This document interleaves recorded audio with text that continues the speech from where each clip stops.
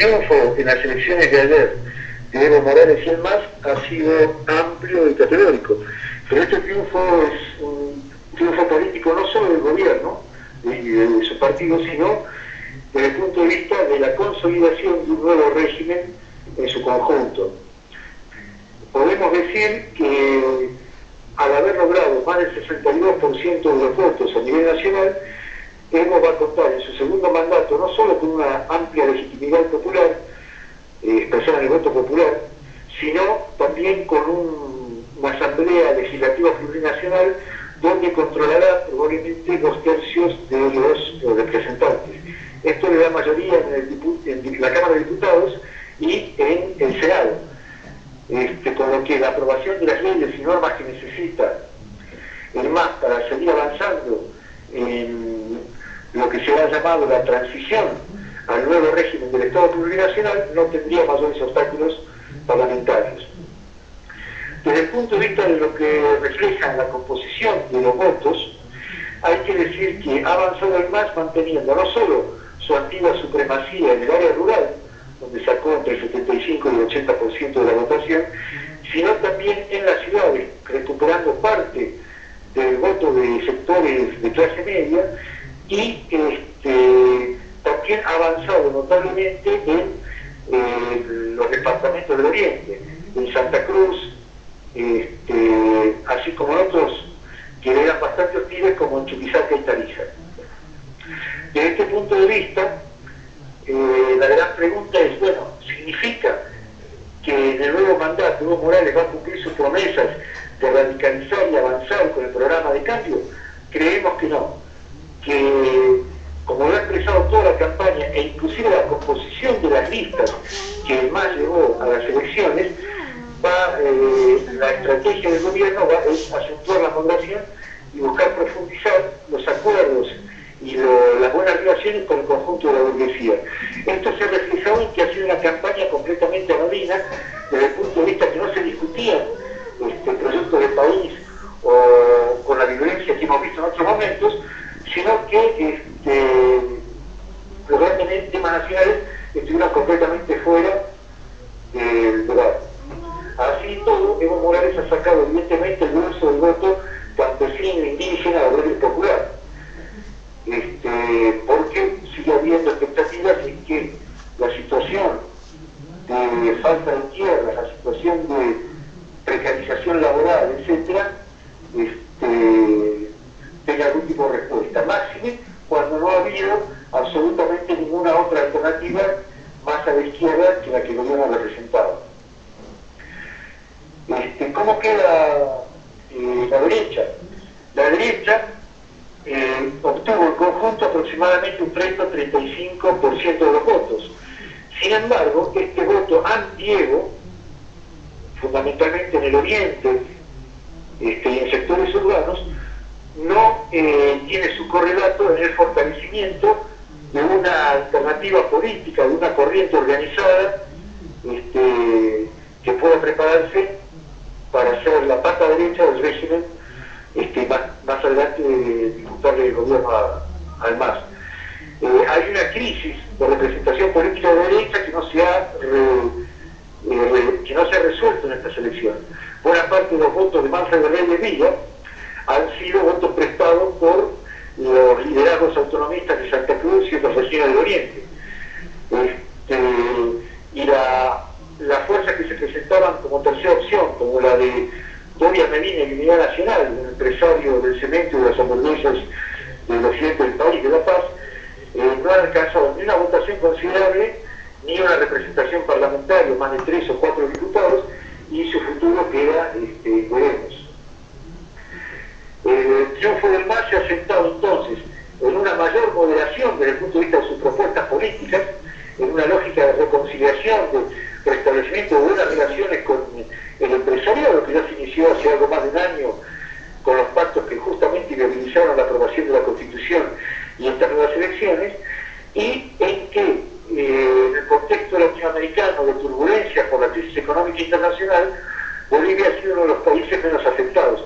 La economía continuó creciendo un 3% este año, y el Estado cuenta con fondos como para financiar la política de gasto social que, sin ser una solución a los problemas de la pobreza y la miseria,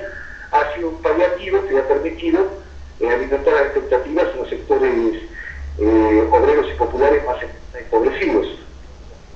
¿Para qué prepararse entonces? Para un gobierno de moderación, para un segundo mandato de consolidación del régimen político, pero no de giro a la izquierda, como esperaban algunos sectores, sino de gestión del Estado burgués en los términos que hemos visto durante estos 4 años, seminacionalizaciones y de postergación de las demandas y de los intereses populares más profundos. Para muestra basta un botón. El vicepresidente García Linera, en una entrevista reciente, decía que ellos se iban a cumplir al pie de la letra con la Constitución, que establece que no se va a tocar la gran propiedad de la tierra existente. En la campaña del MAS, la respuesta a la tierra es que ellos ya han otorgado 1 millón de hectáreas a campesinos sin tierra, es decir, no se ha tocado un solo latifundio. Y lo mismo podríamos mostrar si tocáramos el tema del petróleo, del gas o de la minería, donde lo que más ha avanzado han sido las concesiones a transnacionales coreanas, hindúes y de otras regiones. Una pregunta que puede formularse es ¿por qué no ha habido, si esto es así, por qué no ha habido ninguna alternativa a la izquierda de la que representaban Evo Morales y el gobierno? Las 2 candidaturas que se presentaron como candidaturas campesinas y populares, la de Alejo Vélez y la de Román Loaiza, que fue el ex presidente de la bancada de constituyentes del MAS durante este último periodo, fracasaron completamente, no solo los votos, sino porque no representaron ninguna alternativa desde el punto de vista programático y político, y en muchos aspectos incluso coquetearon con la derecha, bajo el paraguas de defender la democracia, etc. Los intentos que hicimos desde la DORSI, junto con algunos grupos de izquierda, como el Partido Socialista 1,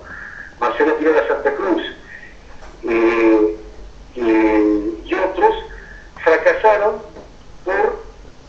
fundamentalmente en razón de la legislación boliviana fuertemente restrictiva, que hace muy difícil para pequeñas organizaciones de izquierda o grupos de trabajadores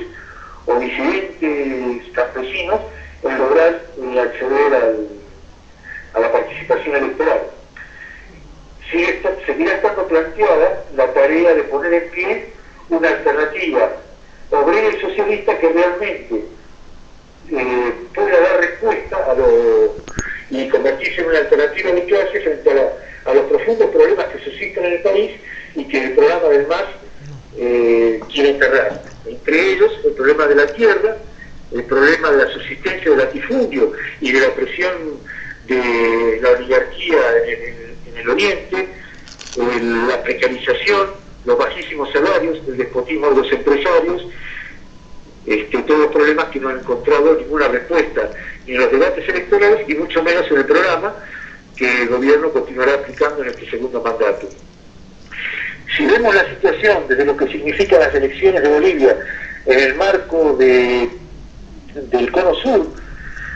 viendo que el imperialismo y la fuerza derecha han conseguido un triunfo importante al legitimar las elecciones fraudulentas de Honduras y que es probable que en las próximas elecciones en Chile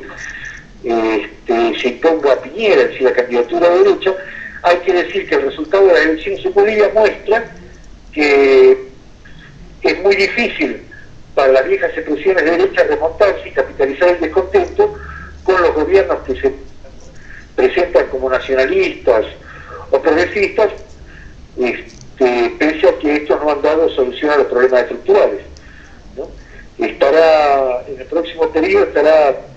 la gran incógnita será, sí, frente a la creciente erosión de la situación económica por los temblores de